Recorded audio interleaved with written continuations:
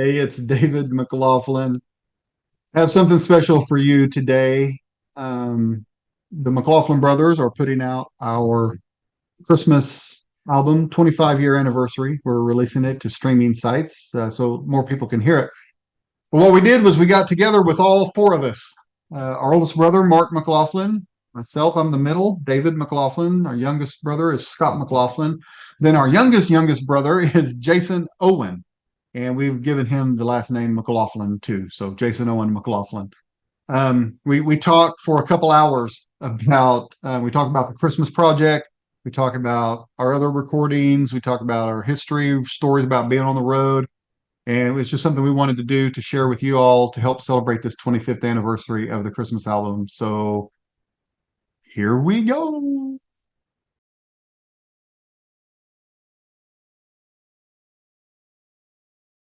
We're about halfway through this, so I'll probably be dividing this up into a couple listenable segments. So this may be where we break. We'll figure that out, and I can do a little edit if I need to. But let's talk about how Jason got into the group. So Yes. Lots of horrible auditions, I remember. lots of auditions. We auditioned a ton of people because we're starting to get popular, at least regionally, and people actually wanted to be a part of the group. And so Yeah, we it's crazy. auditioned a bunch of I people. don't I don't remember literally I don't remember auditioning anybody We Oh we yeah. did. but We Jason. auditioned a bunch of people. It was when Mom Dad and was dad were pastoring pastoring that that little church. church. Yep. Yeah, we And went we over held there. auditions there at the church. And we went through a bunch of people. And the thing that was great about Jason was He could he could sing. sing, he Yeah, looked he had good, talent. he looked good. But I always tell people the most important thing about getting somebody in your band is someone you want to hang out with. Yeah. Live That with him. makes You know, all the difference. Like I would take a little lesser singer if if I I could. enjoyed being around them. And And that's what we that's did why with we got Jason. Jason. He can't really sing, but he's fun. And we treat him just like a brother Yes, we Actual do. brother. because he really He is. is. There Yeah. there is no 100%. he doesn't have to have our last name, but he is our brother, and he honestly does have our last name. And we can tell that story after you finish the part. But Jason In my is phone, it actually says Jason Owen McLaughlin. So, Yeah. yeah. yep. We So, adopted. Jason, what do you remember from getting into the group? From how things kind of transpired. Yeah. Yeah. In In 30 minutes or less. Tell the real story. First of all, Scott owes his whole pretty much adult life to me. You're welcome. I do. 100%. And his 27-year marriage coming up on. But anyway, no, so what was crazy was, I mean, To her. that's it. No, so it was right before Thanksgiving. You guys had actually just done your 1-year anniversary homecoming, and you actually had kind of did a somewhat of a live recording. It wasn't something that you actually had put out. I just remember that part. That's our ninth album. Yeah, that's our ninth album. Yeah. But I'd never heard of you guys. And Scott's wife now, back then, I've grown up with her. She was a great friend of mine my whole life. Anyway, and so she knew I sang. And so her and another friend of hers were actually a part of this event in Oklahoma City, to where it was downtown. It was an outdoor event, and she had asked me to come sing at it. And I was like, okay. I didn't know. I thought I was going to be the only person there. I didn't know, so when I show up, there's all this equipment, and then, and then you guys sang. It's the first time that anybody opened for me. I'm just going to say it that way. But That's you hilarious. guys got up there and sang, and Kelly played the piano. For people that don't know, most gospel groups run their own sound on stage. And so all the sound equipment and everything is right there. You guys sang, you guys knocked it out of the park. I was like, wow, this is a great band. And I just remember that there was a bus there and the sound and everything, and kind of like the bus was the backdrop of kind of like the performance stage area. And I just remember, again, it's like outdoors on a parking lot. And It was at Third and Harvey. Yeah, Third and Harvey. which is doesn't even look like that now in Oklahoma City. It's It's part actually of developed and they the park. demolished it, and it's actually, I think, got a hotel or a huge parking garage or something there now. Anyway, so we're out there and you guys perform it, and I'm like, this is awesome. And then my job, I say you guys opened for me because you guys were the actual entertainment while people are eating. Because it was like oh, Jason, why don't you entertain them while they're eating now, and so they're distracted.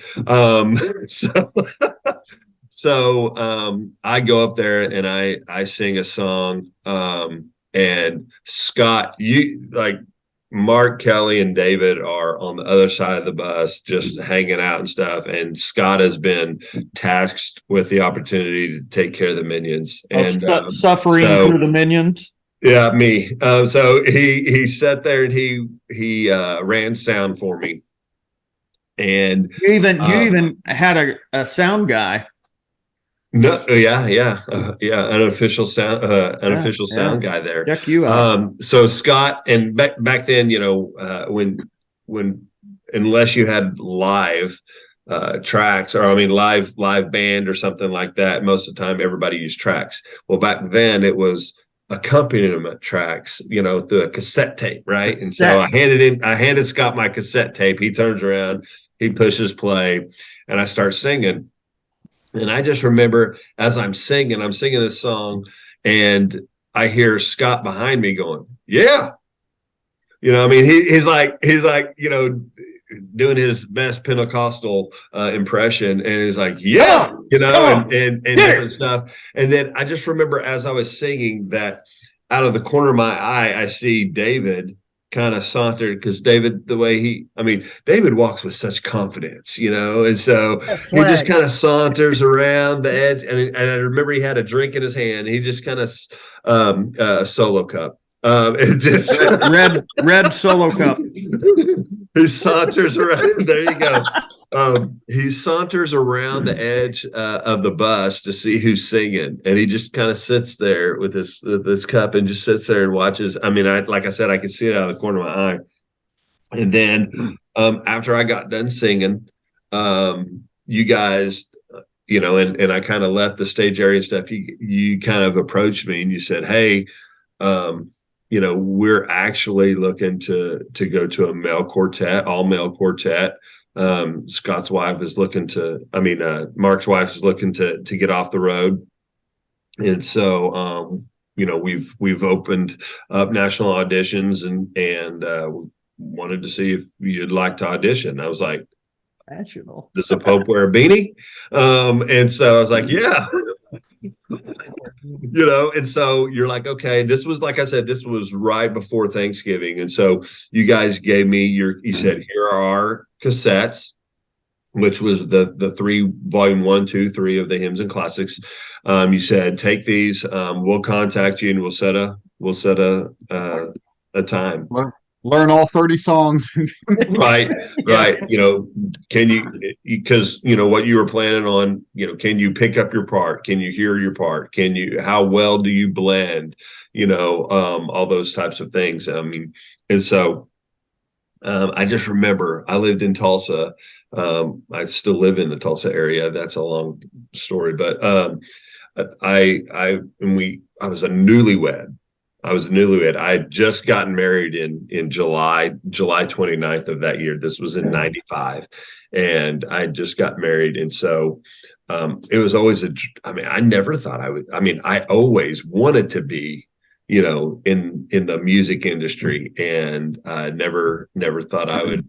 And I was like, this is a touring group, man, this is big time. Right. And so anyway, So that was at the beginning of November. So about 2 or 3 weeks later, you called me to schedule the audition. Me and my wife came down. We set up the equipment and everything in your dad's church. We went through.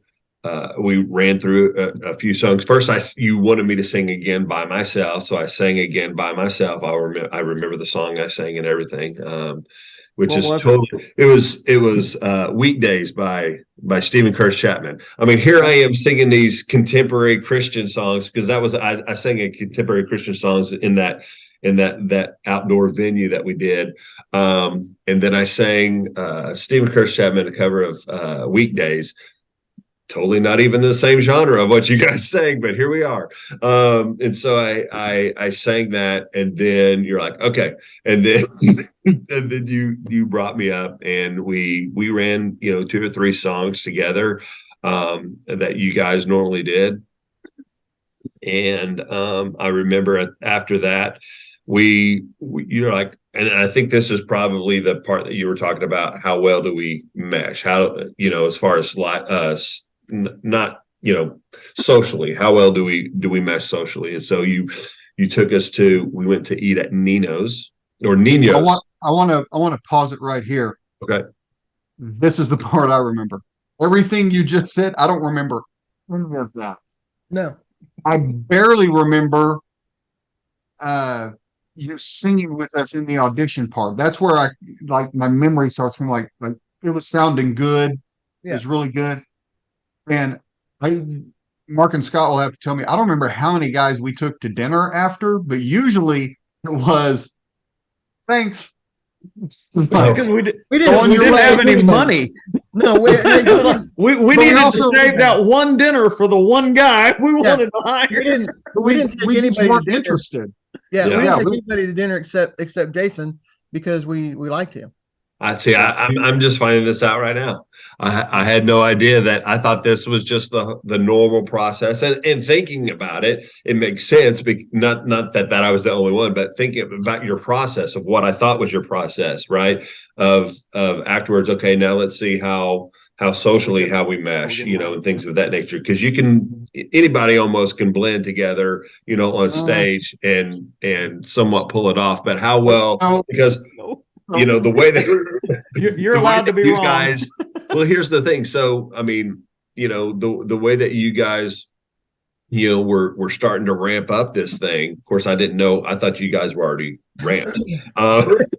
Boy, were you fooled. There was no up. It was already ramped. We fooled him good. But, I thought that it was, part of the process, to see how well we meld together. And I remember that, it was you three, it was Kelly, and then it was your mom and dad was there as well. And then Sandra, my wife, and me, and we went to Nino's, however you pronounce it. I guess it does have the little. We always said Nino's. Nino's, we're from Oklahoma. Mexican restaurant that was a famous Mexican restaurant in Oklahoma City. I don't even know if it's around anymore, but back then there were several. It's one out there. now, but that's. But we went, we ate, and while we were eating, what did you order? Cheese enchiladas. Hold on, I can say that because that's my staple of what I always have. There was something very special that happened during that particular. Well, that's what I was getting ready to get to. Okay. That's what I was getting ready to get to. So, and I don't know if this was a prerequisite or part of the audition or. It was 100%. So as we were sitting there, Scott comes over. I wasn't sitting next to Scott at the time. He was kind of over to my 10 o'clock, if you will, where we were sitting. He comes up and he comes around and he sits next to me. He's like, hey, he goes, man, this is going really, really good and everything. So I don't know if it was a precursor, like if I should have picked up on this. He goes, this is going really good and everything. Your friend that invited you to sing where we met you. I was like, yeah. He said, you think I could get her number? And I was like, I will have to ask, her first. And so literally at that point, I didn't know if my musical professional career was going to hang in the balance of this one hold on. question or not. I'm gonna defer to your recollection, but in my head, this is what I said. Hey, Jason, you know that girl that invited you to the deal there? I remember you saying that she was your friend or whatever. You said, yeah. And I said, well, if you can get me a date with her, you can have the job. I'm pretty sure that's what I said. And let me just say, you may have thought that in your mind, but I remember you specifically asking. I might have been trying to be nicer, but in my head, that's what I meant. And let's just say that's what you were saying in your heart.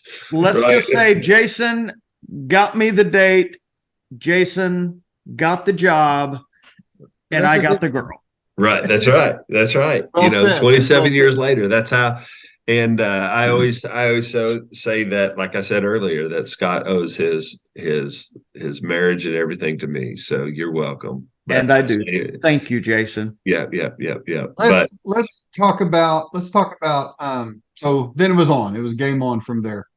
So Scott and Jason had a beautiful friendship. I want to talk now about just some more of our general memories and stuff, but I had forgotten about this until I can't remember if it was Jason and I talking or Scott and I talking recently. But there was a night that Jason and Scott got into a huge fight in the hotel. Colorado, so somebody, maybe Scott tell this. We don't have time for Jason to tell it. Yeah, it was Estes Park, Colorado. We had just pulled into Estes Park. I had just left my then wife, currently starving wife. Wait. You better say that a little differently. Yeah. You didn't just. I just left my wife. Oh, we had just left to go on tour and left my wife at home with maybe one can of corn and a loaf of bread, maybe at the house. And Jason, honest to God, I don't remember what it was, and you probably don't either. But if you do, I would love to know right now. It was things that just had been building up, just the tension. And I don't think it wasn't even really a problem between Jason and I. It was just the stress of not having any money and leaving your wife. Yep. And going and doing this, knowing she's working her butt off as a teacher, and she's standing right over here. By the way, hi, talking about you. You made the poke her head in. Let's go. Poke her head in. She doesn't want in. She doesn't look like she wants in right now. Hi, Kim. Love you though. So love you can sit there and listen. So the stress of all of that.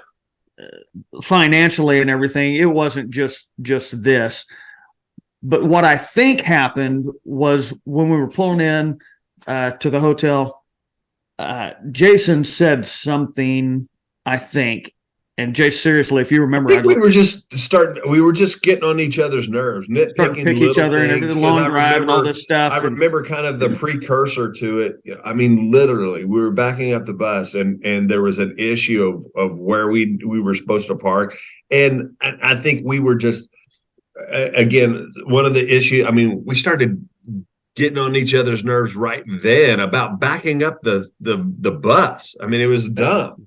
Yeah, it was something stupid. But he said something, and it lit me up. And I come flying at him. We're still in the vehicle, and I come flying at, and he gets out and takes off running into the hotel and got the room key. I don't know. You guys held me back or whatever there. And I'm going to kill him. So we stopped you. Dave and I got you stopped. He went in to go get the rooms. We got you stopped and tried to calm you down. You were just pissed. We're like, look, man, we're just on each other's nerves. Like Jason said, just stop, And you were mad. Well, I was mad.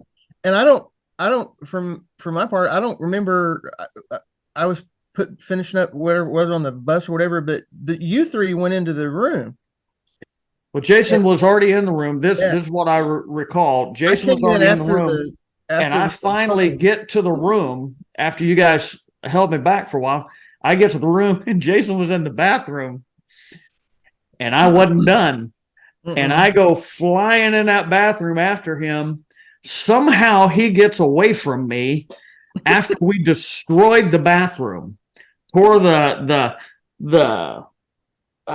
shower curtain rod down off the wall. This was our rock and roll moment right here. Oh yeah. So we're going at it, and this stuff comes down. He gets out of the bathroom somehow. You, Mark and David, get to the room and hear it, and Jason's flying out of the room, and Mark and David just tackle me on the bed and are holding me. That's what I remember is I don't know what happened in that room, but it was destroyed. When we opened that door, you were just in a shower curtains in the middle of the room. It was not good, and you were still Mark and David are holding me on the bed. Yeah. And Jason he made it out. He felt safe because you guys had a hold of me on the bed, and he's poking his head around the door from the hall, and he was saying stuff. I just poking the bear, and I'm going crazy, and I'm almost getting away from both of you, which is like an impossibility. But we're trying not to hurt you. Then Mark and David start telling Jason, just go, just leave, just leave. And David Uten was with us. Yeah, I think. And so no, he wasn't. I thought somebody was with us. No, it was at that time because it was just David the four of us with us by the time we graduated to the bus. Like Jason kept poking his head around. Y'all would tell him to go, so he'd back off for about 20 seconds, and then he'd poke. Is it safe or whatever? And I wasn't stopping. You wasn't through. You guys held me on that bed for probably 20 minutes before I finally wore out fighting you guys, and it was not pretty. And so publicly, it was the first time that I'd apologize to Jason in front of God and everyone. I don't know what it was you did to set me off, but you freaking set me off. Well, I think so what people don't understand is like literally when you're with people that intimately on the road, right? And you're day in with them, day in, day out. My last name may not officially be McLaughlin, but I felt like a brother because literally, and if you stop and you think about the age, it almost fits, right? As far as the age dynamic of all of us, and the fact that little brother Mark's the oldest, then you got 3 years to David. David's the middle, and then you got 3 years to Scott, and then it's literally almost 3 years for about 2-3 weeks in, to where it's 3 years between me and Scott. So, but literally you become family and brothers. Let's be honest, brothers fight, right? Brothers fight, and there's family dynamics. Mark and broke stuff. my back one time. And and that's the thing is that so one of the things about it, and I'm going to kind of get into the weeds here about the dynamic. Stop it. The dynamic of the group in the fact of, I was the hired hand, right? I was, and you guys sitting there talking. If you notice, I'm very quiet when you guys talk about the money side of things, because literally, and you were making bank. I was the only one that got paid. Right when you were talking about paying the band, you were talking about paying the band, and everybody else got paid, but we didn't get paid. I was the only one in the group, sustaining member in the group, I should say, that got paid, and that didn't fall light on me. And what I mean by that is, the only way that I felt like I could compensate any way for that fact was I felt like I was doing somewhat of a duty or taking it for the team, and is the fact that, like, whenever we would go, people don't realize that the road life is not a glamorous life, right? We're in hotel rooms that if if we had one hotel room or if we had two hotel rooms, right? If we had one hotel room, one of you guys were getting a bed to yourself, because I kept a bed roll. Yeah. If you remember, I kept a bedroll in the trailer, right? I had a mattress and blanket and pillow that I would take on the, it was just part of the equipment, right? We'd throw it in the trailer, I would wrap it up, and we'd get to the hotel room and I'd roll it out, and I'd always sleep on the floor. I always slept on the floor, because I it's not like that. I didn't, I felt like that was my part. And hey, let's be honest, I didn't want to sleep with another guy. But but I mean, that was the least that I felt like I could do, as far as that part was concerned. And so I think a lot of times especially this story specifically, as far as in Estes Park, Colorado, I mean, here we're in a notorious, famous place for us to perform with other, huge musical artists in the Christian world. This was actually, I mean, we're there with Greg Long, we're there with Nicole Nordeman before she even broke out. We're there with Selah before they actually came together as a brother and sister. I don't remember any of that. I mean, all these guys are there. I mean, and we're sitting there and you and Scott are thinking that this is going to be our shot. This is our, and so we were like here, and knowing that when we got to that place, it just boiled over. It just boiled over. And I was young, I was immature. I was the younger brother. To an extent, I felt like I was getting picked on, just because of being the little guy, and so I think I probably had chose that moment for some reason to try to stick up for myself and to try to poke the bear, if you will, and probably wasn't time to do it. But the funny thing was, I was generally the one out of all of us to keep my cool. Mm-hmm. And if anybody was out of line, I'd probably be the first one to go, hey, settle down, don't do that, not right now. And I go ballistic. Absolutely ballistic. That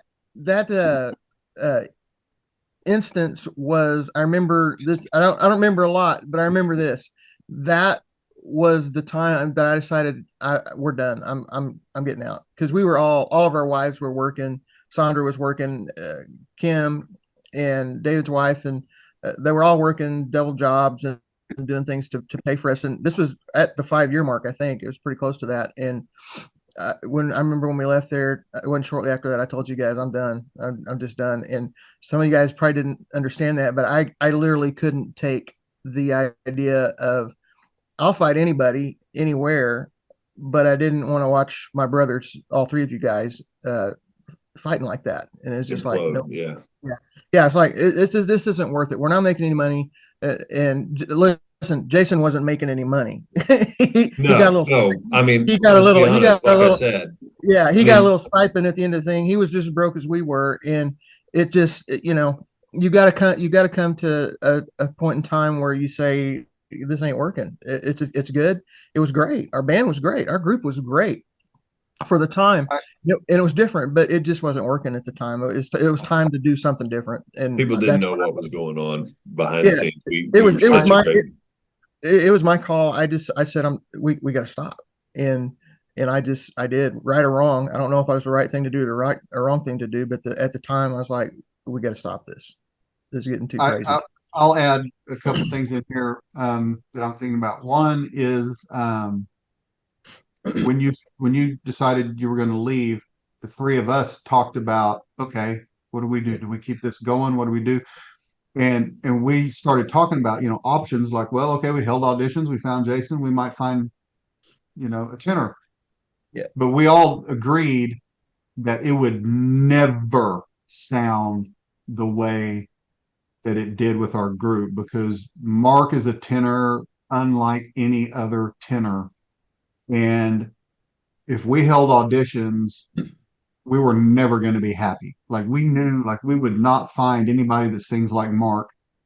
And so we just decided, like, okay, we're not going to keep going. We're going to hang it up because we did think about for a hot minute about, okay, do we hold auditions? Do we find somebody?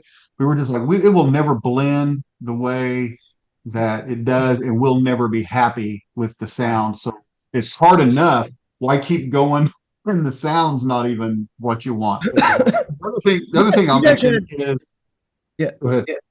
No, it's okay. I was going to say, I thought in my memory bank somewhere there was a dude from y'all's church or Scott's church that sang with you for a minute, but I don't remember if it was just a couple of shows or what. But that was right. Doug Vroman when we did our anniversary gig at the Opry. You couldn't come in, and so he did one show with us at the Opry. So we call him Doug Vroman McLaughlin. He's that kid was good. I never met him. Great singer, but we didn't even know him back then. He came many years later. Yeah, Doug was great, but he just did the one Opry anniversary fundraiser show we did. But the other thing I'll say is, like, one reason I don't remember so much of this stuff is my life was consumed with the financial end of it, trying to keep the group booked and keep our booking agent from doing really stupid stuff. Hey, we weren't sure he owned a map. He'd book us here and then the next day over here, and it was just like, that's too long a run. It's only 2 feet according to the map right here. It can't be hard to get there. Get there in no time. Dang. But we were having all kinds of issues there, but the thing about the 5-year mark is we had not been making money, but we were just starting to make money, where we were starting to catch up on stuff and all that kind of stuff. And so it was encouraging from the business side, because we were busier than we had ever been, and things were musically better than they had ever been, and we were like on this trajectory. But well, I wouldn't say that. It's just it's like, looking back, I'm glad we quit. Like it had taken its toll. It had taken its toll. That's a good way of putting it. But and I might also add, it was a hard decision, but also it was the right decision, because all of our lives are better now. Yeah, and what people don't know is you invested several thousand, I don't remember, $50,000-$60,000 to get us off the ground. I don't think you ever. I remember. I know you did. I know you did. I didn't want to throw that number. I didn't want to throw a number out there and embarrass you or whatever. But no, it's fine. But you lost everything. At the end, his shirt and his hair. Yeah, and that hurt me too. I was like, this is stupid. We got to stop. Anyways, at the end, people don't know this. I'll share it since we're laying it all out. Tell them, man. At the end, we were $30,000 in debt, and it took me like 6 years to pay that $30,000 off. It was so yeah, like, we're all better off not doing that. It was fun. It was great. It was, all that, but we were love offering to death. So JD Sumner used to talk about love offerings, and I want to talk about that for a minute before we run out of time. But JD Sumner, of course, sang bass for Elvis. He had JD Sumner on the Stamps. We grew up on that. The guy was an icon. We got to know him and work with him really well. But what people don't know is, like, if you go into these churches, 90% of the time there's a love offering, like, where you drive across country on the faith that the people there will give enough money to pay what it costs to run the operation. 90% of the time that didn't happen. There were a few people here and there who took really good care of us. Right. There were some people here in town that took good care of us. Yeah. I won't go into the whole story, but Coy Barker in Atlanta saved our butts when our transmission blew. I've been eternally grateful to Coy Barker for that. There were other people here and there that treated us well. By and large, financially, we were treated like garbage, and that's why JD Sumner's called love offerings hate offerings. He said, if this is how much they love you, then they don't love you very much. And that's why JD refused at his stage in his career to do love offerings. He's like, I'm not doing it. Let's talk about JD a little bit. So that was, as I think of the highlights of this group, we did what was called the Legends Tour, and we met J.D. Sumner and the Stamps, Hovey Lister and the Statesmen, James Blackwood and the Blackwood Brothers, Jake Hess, and there were lots of other groups, but those guys were people we had idolized growing up. And we brought them in for like a homecoming show one year. And then they enjoyed it. They enjoyed us, particularly actually JD. the live album. Yeah, it was the live album. That's what it was. Recorded Yeah. the live album. Yeah. But they enjoyed us. We enjoyed them. We were mesmerized by those guys because we grew up with them. And we ended up doing a whole tour called the Legends of Gospel Tour, where we opened and then those guys all went out and did their thing. And I can't remember if I mentioned Jake Hess a second ago or not, but yeah, You did. Jake Hess is a solo artist who Jake started the Imperials and was with them for years. And then J.D. Sumner and the Stamps, James Blackwood and the Blackwood Brothers, and Hovey Lister and the Statesmen. These guys are icons. If you watch the Gaither videos, that's the show right there. It's those guys. Yeah. And it was, for me, the highlight of everything we did, getting to know those guys. Yeah, that's them there. the Yep. Masters 5, yeah. But getting to know those guys and work with them and having them actually breathe confidence into us, saying, you guys are, I mean, for J.D. Sumner and Hovey Lister and James Blackwood and Jake to say, you guys are killing it. Thank you. We went on a lot of fumes on those words. Yeah. Right. We want another 2 years just on that. They love us. So it was just, but JD was just so special. He loved and encouraged us more than anybody. And I'm eternally grateful to that. They became pretty good friends. After the McLaughlin Brothers stopped, I think it was 6 months or a year later, Lily Weatherford called me to go work with them.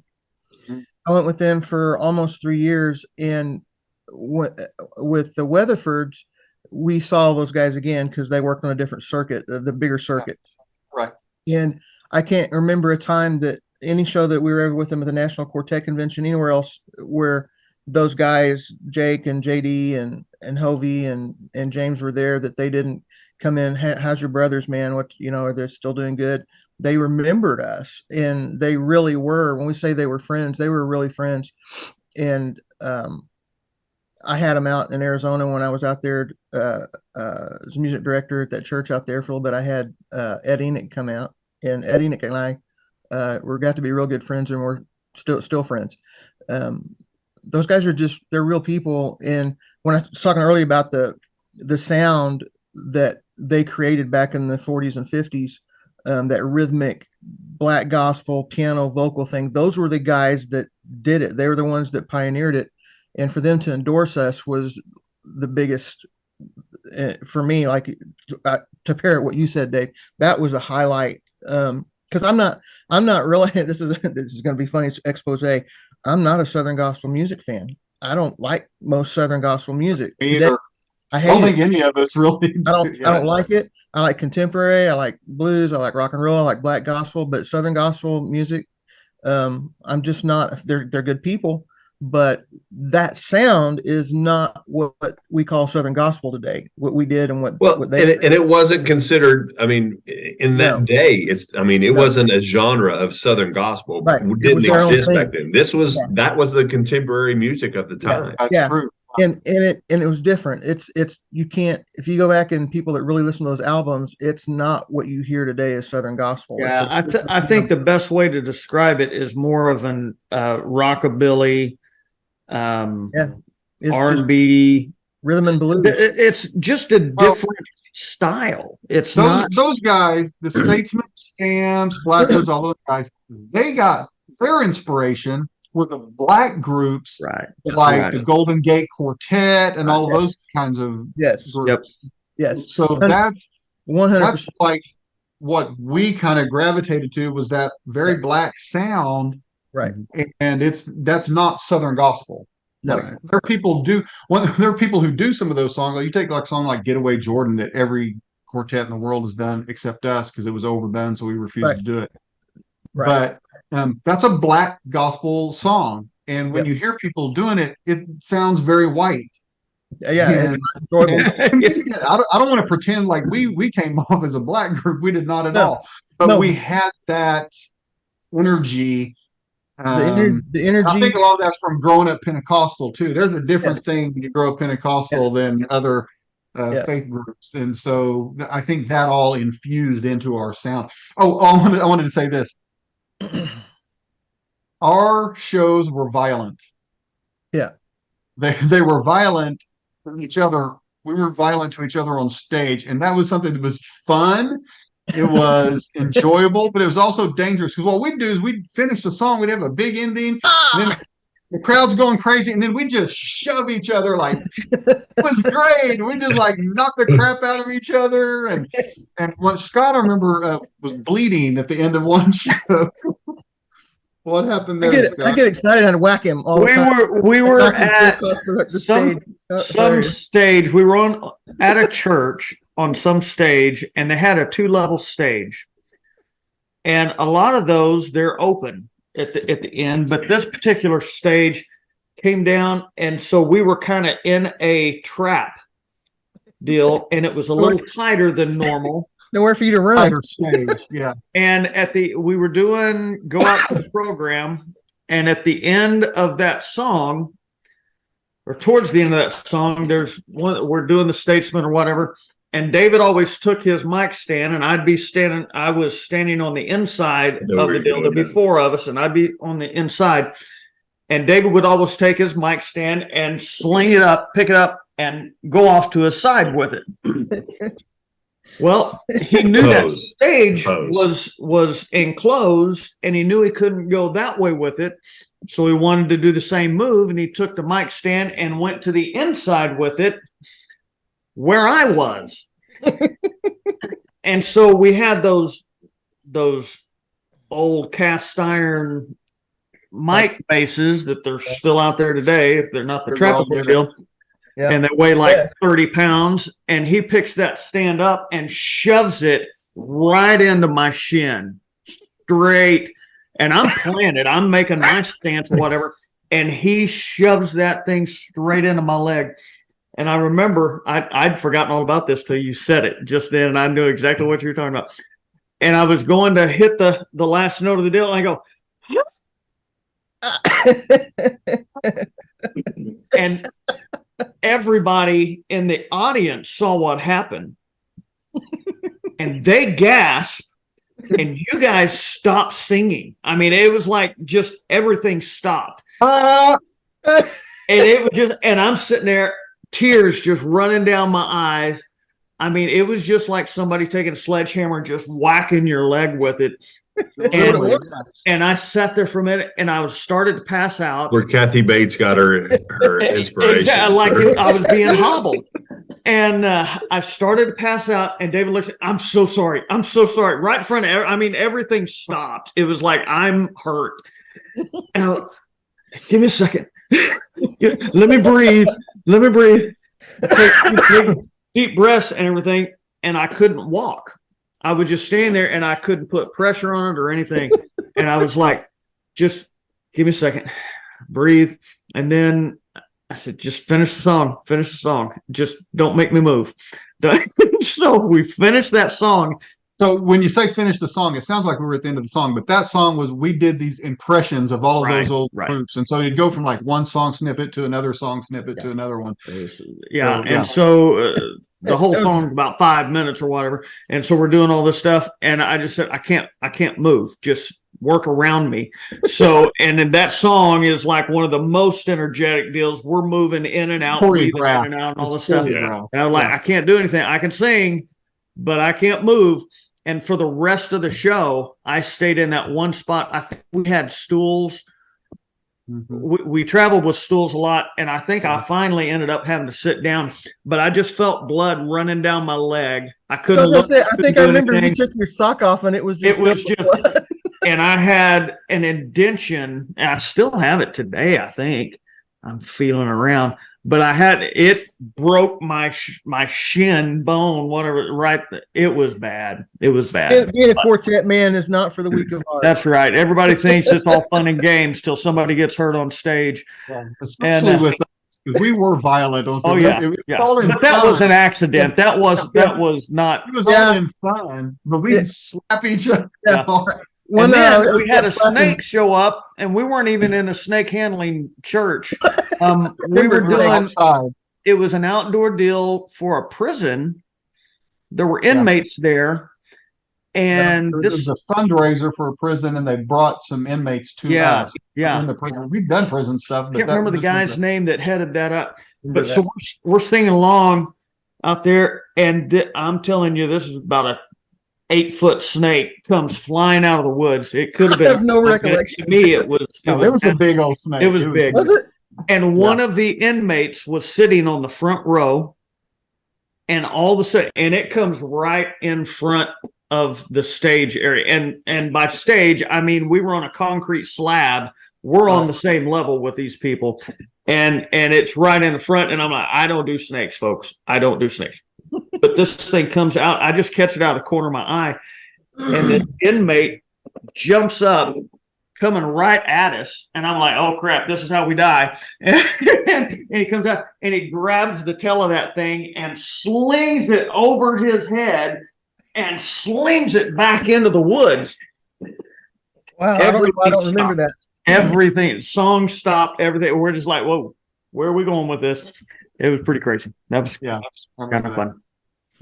We're running out of time. Go ahead, Mark. I was gonna say I remember whacking Scott one night on a song, and he turned around and says, "If you do that again, I'm gonna kill you."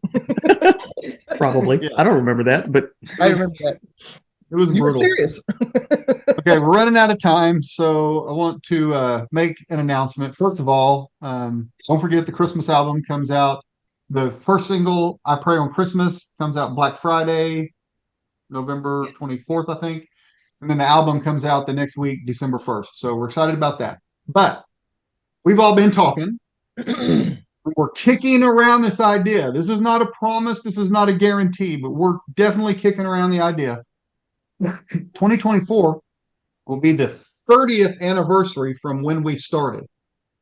So we think we might do a couple things to celebrate that. One, trying to piece together digital copies of our songs. Like we have master tapes somewhere. We've got ADAT tapes, DAT tapes. We've got some of this on CD that we just made through the years. So we're going to try and cobble together like a best of compilation of songs, have Jeff master it for us, and then put that out next year. Maybe if it works out, we're going to try it. And then, but the other thing that will be really fun is we want to do one show. Steve Martin had a joke about how much money he'd make, and he'd say, like, and if we had 2,000 seats at $1,000 a ticket or $10,000 a ticket, one show, goodbye. So we won't charge $10,000 a ticket, but we want to put a band together, do one show here in Oklahoma City. It'd be ticketed because we have to pay the band. Again, we just lost Mark. Mark said, "He gone. I'm out." He's gone. He's like, "I'm out. I'm done." He was the first to leave the group the first time, so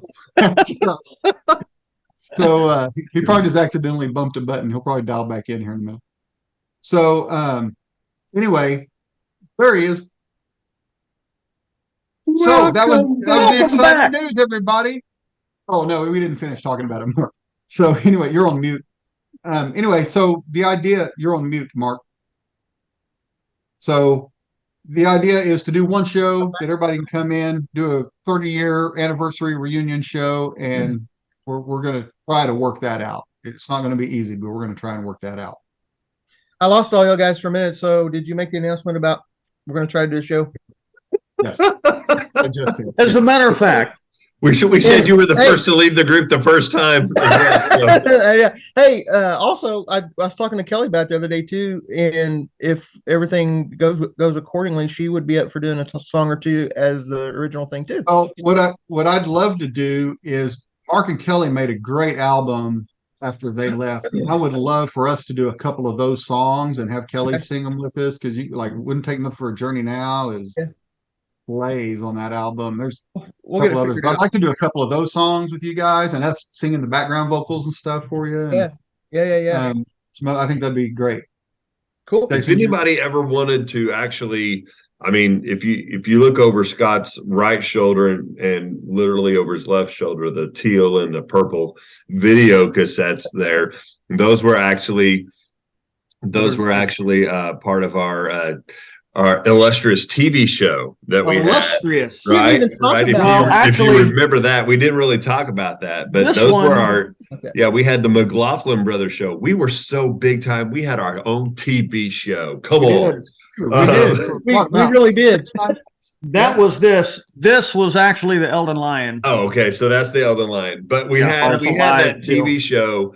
With that TV show, that was actually before Kelly had left and kind of she was stepped away. And so what's so funny, real quick, what's so funny about all of that? There were so many shows that she kind of helped me. Like I said, she guided me a lot at the beginning, and you guys had gained so much momentum. This kind of was already somewhat in the works whenever I came on board, but there were songs that I hadn't learned yet that we did in concert. And so actually on that video, it's really great. I mean, there's one that that Mark and Kelly sing on there together, but there are songs that I would just believe it. Just lip syncing. Tricks on the trade. I would lip sync while I Kelly forgot was about actually that. singing the part and stuff. So it was all fun. It was so much fun.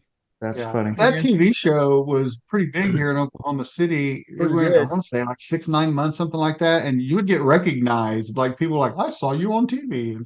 But one of my favorite stories about being recognized was we were in New Mexico and I was in Walmart just walking through, and I came around the corner and there was this woman there and she literally just screams out loud like she saw a beetle or something.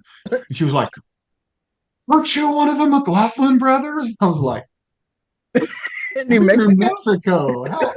Like we did a few shows there, but not a lot. And I was like, this woman just lost her ever loving mind. Another story I like is we'll talk about what everybody's doing now here to wrap up. But I was working at a church, their church, where Scott is the executive pastor now. But back then, Rob Flippin was doing that role, and I, mentioned to Rob that we had sang and stuff, and him and his family went on vacation to Florida. They were at some church, and they were talking about some quartet that was going to be there that night. And this woman asked Rob, "Hey, you want to come see the quartet tonight?" He's like, "No, we're on vacation. We're going to take the night off." He goes, "I have a friend who used to do stuff like that in gospel quartets." She's like, "Oh, who was it?" He goes, "It was the McLaughlin Brothers." And he told me this, and she goes, "You know the McLaughlin Brothers?" And so like we had fans. We had like 10 fans. You know why? Yeah. You know why? What really did it was the Walmart tour we did forever. Oh, I forgot about that. Walmart. That's something we haven't talked about. There was a time where and we learned this from Dan Adkins in Nashville. Was like, you can make money singing at Walmarts. I don't think you can do this now, but back 25 years ago, we would book Walmarts. Like if we were singing in a town that night, we would book the Walmart that afternoon. We'd go set up, sing, and the people coming in and out of Walmart, and we sold a lot of product doing that. And T-shirt. that kept us going for a lot. We sold a ton of product doing that, and gained A lot of sunburns too. Sunburns. Sunburns, all kinds of, that We was did fun. we did a little bit of lip syncing. If our voices got too tired, we'd just flip over to the CD of the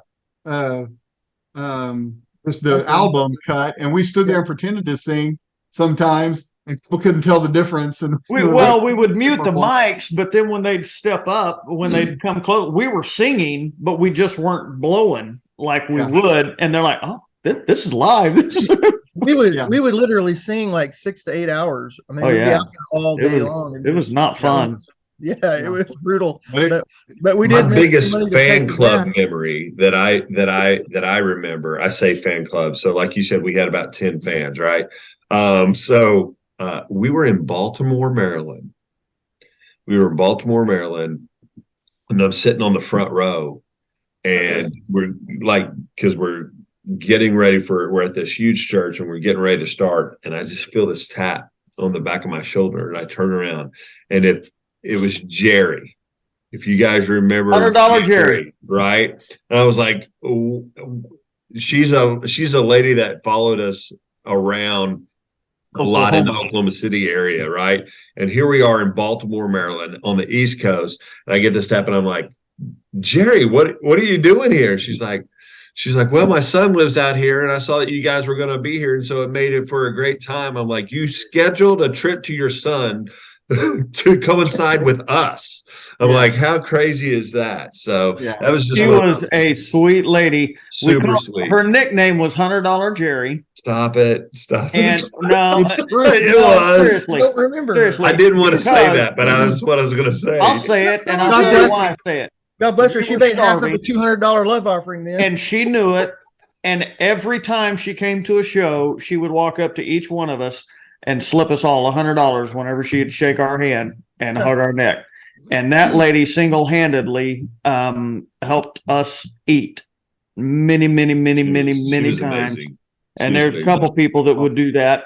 But I don't say that to be flippant. I say that to be appreciative of her, because she understood what we were doing and she appreciated it, and she kept us going. Yeah. She was an awesome woman. Jerry Howard. Yeah. Jerry Howard. She was her last name. Okay. We've got to wrap this up. The OU game's about to start, and Jason's about to just walk out on us.